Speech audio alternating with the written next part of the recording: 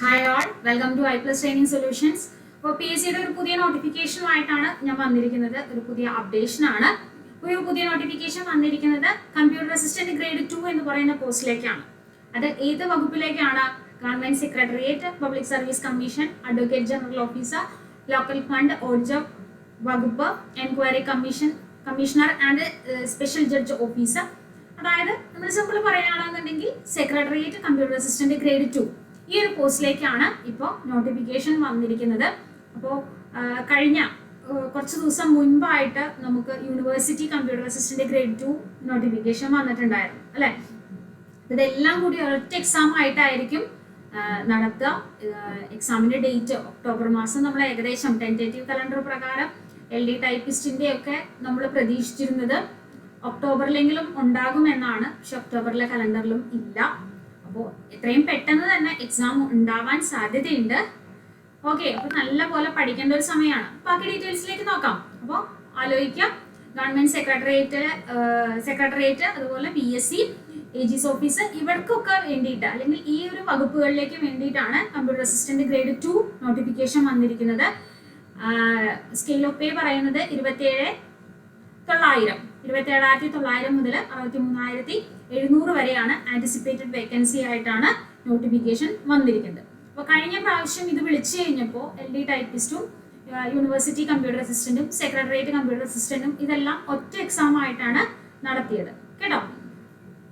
ഇത് പ്രായപരിധി 18ഉം 40ഉം ആണ്. 18നും 40 വയസ്സിനും ഇടയിലുള്ളവർ ജനറൽ വിഭാഗത്തിൽപ്പെട്ടവരാണ് എങ്കിൽ കൃത്യമായിട്ട് ആ ഡേറ്റ് പറഞ്ഞിട്ടുണ്ട്. 2/1/86നും 1/1/2008 ഇടയിൽ ജനിച്ചവർക്കായിരിക്കണം അപ്ലൈ ചെയ്യാൻ പറ്റുക. പിന്നെ ഏജ് റിലാക്സേഷൻ SC/ST വിഭാഗക്കാർക്കും അതുപോലെ OBC വിഭാഗത്തിൽപ്പെട്ടവർക്കും സാധാരണയായിട്ടുള്ള ആ ഒരു ഏജ് റിലാക്സേഷൻ ഉണ്ടായിരിക്കും.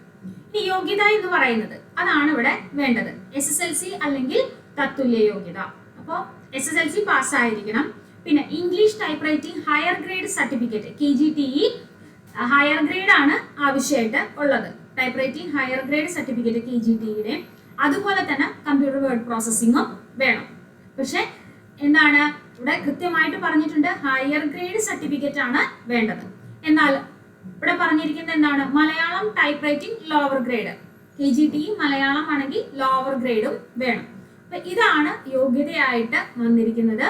SSLC KGTE ഇംഗ്ലീഷ് ആണെന്നുണ്ടെങ്കിൽ ഹയറും മലയാളം ലോവറും വേണം. ഇംഗ്ലീഷിനോടൊപ്പം തന്നെ വേർഡ് പ്രോസസ്സിങ്ങും വേണം. അപ്പോൾ നിങ്ങൾക്ക് അറിയാവുന്ന കാര്യമാണ്, 2002 മുൻപാണ് KGTE പാസ്സായിരിക്കുന്നതെന്നുണ്ടെങ്കിൽ വേർഡ് പ്രോസസ്സിങ്ങിനുള്ള പ്രത്യേകം സർട്ടിഫിക്കറ്റ് വേണം. ഇപ്പോഴൊക്കെ ആണെന്നുണ്ടെങ്കിൽ നിങ്ങൾ എഴുതിയെടുത്തത് KGTE ഇപ്പോഴാണ് എഴുതിയെടുത്തതെന്നുണ്ടെങ്കിൽ ടൈപ്പ് റൈറ്റിംഗിന്റെ ഒപ്പം തന്നെ നമുക്ക് വേർഡ് പ്രോസസ്സിങ്ങിന്റെ സർട്ടിഫിക്കറ്റും കിട്ടും. ഇക്വാലൻസി നിങ്ങൾക്കറിയാം അല്ലെ. നിങ്ങൾ പോളിടെക്നിക്കിലോ അല്ലെങ്കിൽ BHC ആയിട്ടോ അതൊക്കെ ഈ ഒരു ടൈപ്പ് റൈറ്റിംഗ് പഠിച്ചിട്ടുണ്ട് എങ്കിൽ നിങ്ങൾക്ക് അപ്ലൈ ചെയ്യാനായിട്ട് സാധിക്കും. അപ്പോൾ ഇതാണ് ഇപ്പോൾ ഏറ്റവും അപ്ഡേറ്റഡ് ആയിട്ട് വന്നിരിക്കുന്ന KGTE ടൈപ്പ് റൈറ്റിംഗ് ക്വാളിഫിക്കേഷൻ ഉള്ളവർക്കുള്ള ഒരു നോട്ടിഫിക്കേഷൻ എന്ന് പറയുന്നത്.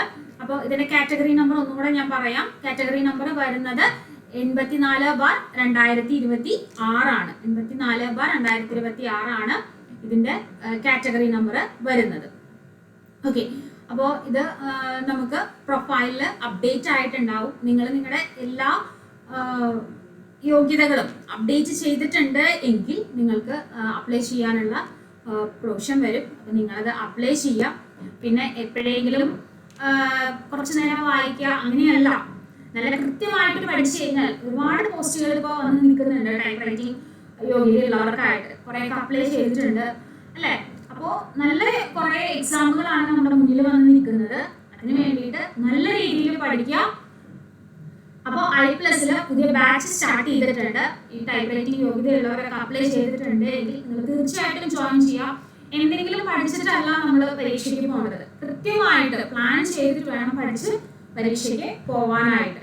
ഓക്കെ, അപ്പോൾ നമുക്ക് ഡീറ്റെയിൽസ് അറിയാനായിട്ട്, കോഴ്സിന്റെ ഡീറ്റെയിൽസ് അറിയാനായിട്ട് നമ്മുടെ ഈ നമ്പറിൽ കോൺടാക്ട് ചെയ്യാം. താഴെയുള്ള നമ്പറിൽ കോൺടാക്ട് ചെയ്യാം.